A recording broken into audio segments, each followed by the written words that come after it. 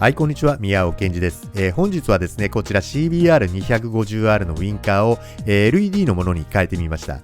今映っているのはすでに変えた後のものなんですけれども、純正のものより小型になってスッキリした感じになりました。LED 化するメリットとしては電球に比べて寿命が長くなるとか省電力とかありますけれども、省電力とは言ってもヘッドライトなんかも LED にすれば結構節電になるんでしょうけど、ウインカー単体ではそんなに大きな節電にはならないと思いますので、主な目的は見た目と自己満足ということになるわけです。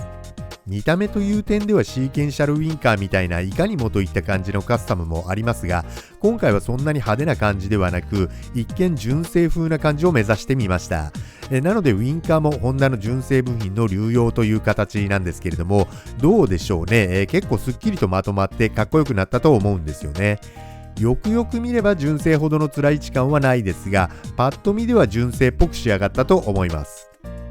残念なのはウインカーのポジションランプ機能はキャンセルされてしまったことですね。ポジション機能も保持できる車種専用の LED 用リレーもポッシュから出ているみたいなんですけれども、いかんせんお高いので、今回はポジション機能は諦めて、信頼できるメーカー製でできるだけ安く仕上げてみました。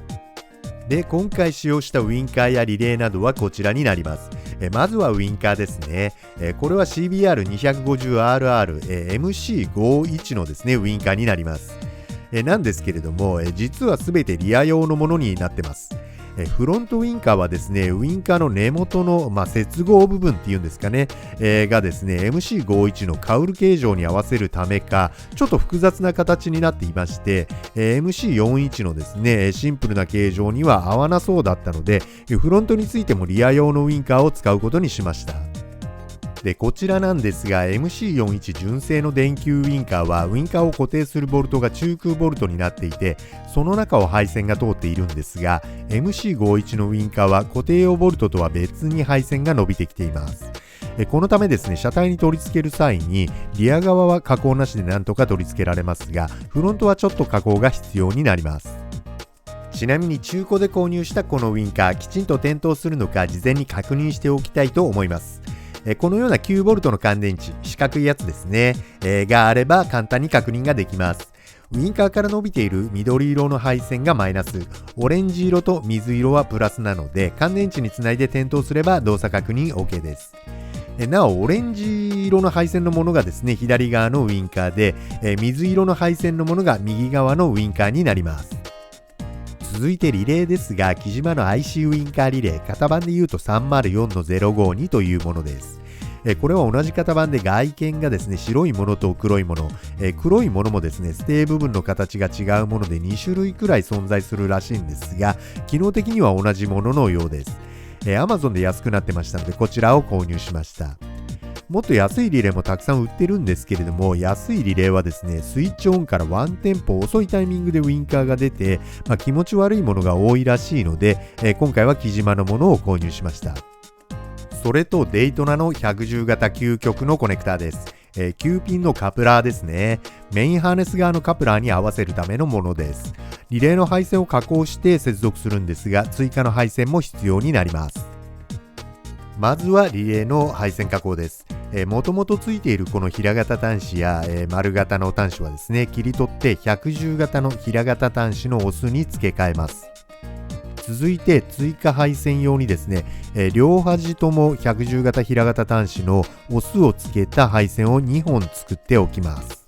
でですね、加工した配線をカプラーにこのように差し込みます。動画ではちょっと見にくいかもしれませんので、配線はこちらの静止画でご確認ください。これで下準備は整いましたので、いよいよウインカーを取り替えていきたいと思います。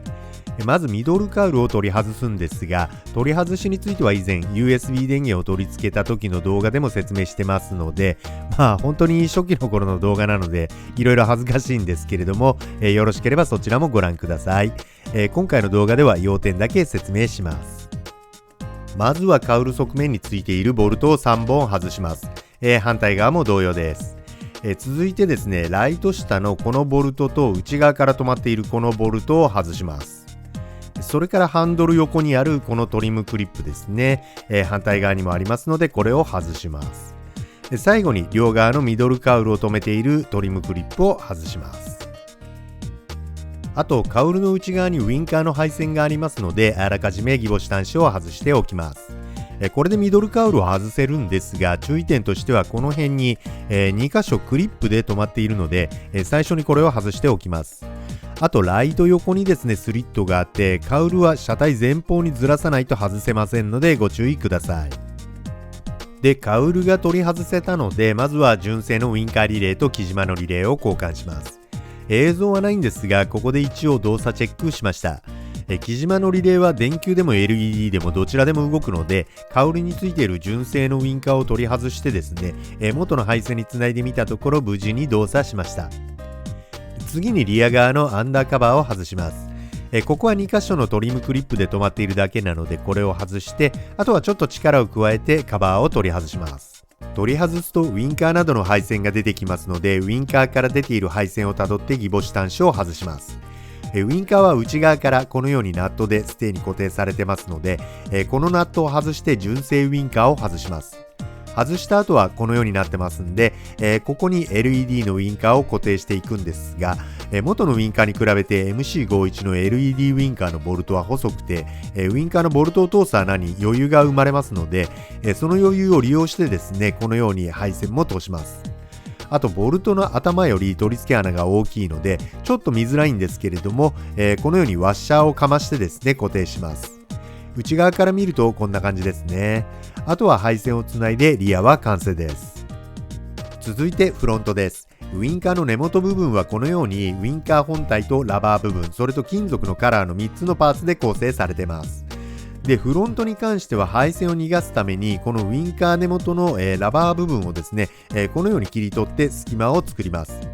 金属のカラーの配線が通るところはもともと完全な円柱ではなくて、一部が開放された C 型のガイドになってますので、これと先ほど切り取った部分とを利用して取り付けの際にはこのように配線を逃がします。で、カウルに取り付けるんですが、配線はこのようにウインカーの後ろに逃がして、ミドルカウルとインナーカウルの隙間に通して配線をカウル内側に引き込みます。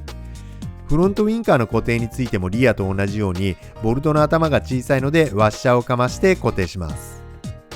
あとウインカーの根元のラバーには水抜き用の穴が開いているんですが、今回はフロントにも MC51 のリアウインカーを使用している関係で、右のリアウインカーをですね、右のフロントに持っていこうとするとウインカーの上下が180度回転することになりますので、この水抜き穴が上に来てしまいます。水抜きどころか水が入っていってしまう形になりますので、配線の色は逆になりますが、右のリアウインカーを左のフロントに、左リアウインカーを右のフロントにつけることで、きちんと取り付けることができました。これでフロントもウインカーが固定できましたので、あとはカウルを元に戻して、配線をつないだら完成です。で、いかがでしょうか。オープニングでもお見せした通り、元々のですねウインカーと比べるとすっきりとした印象になりました。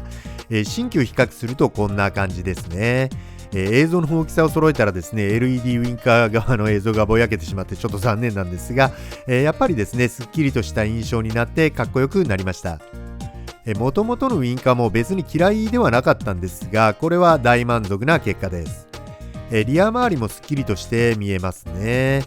取り替えたウインカーもですねホンダの純正部品ですからデザイン的にも馴染んでいていい感じです。これだけでは節電効果はそんなに見込めないですが、あとはヘッドライトとポジション玉を LED にすれば、だいぶ節電になるんでしょうけども、それはまたおいおいで。それでは本日は以上となります。よろしければチャンネル登録とコメントや高評価もいただけると、今後の励みになりますのでぜひお願いします。それではまた。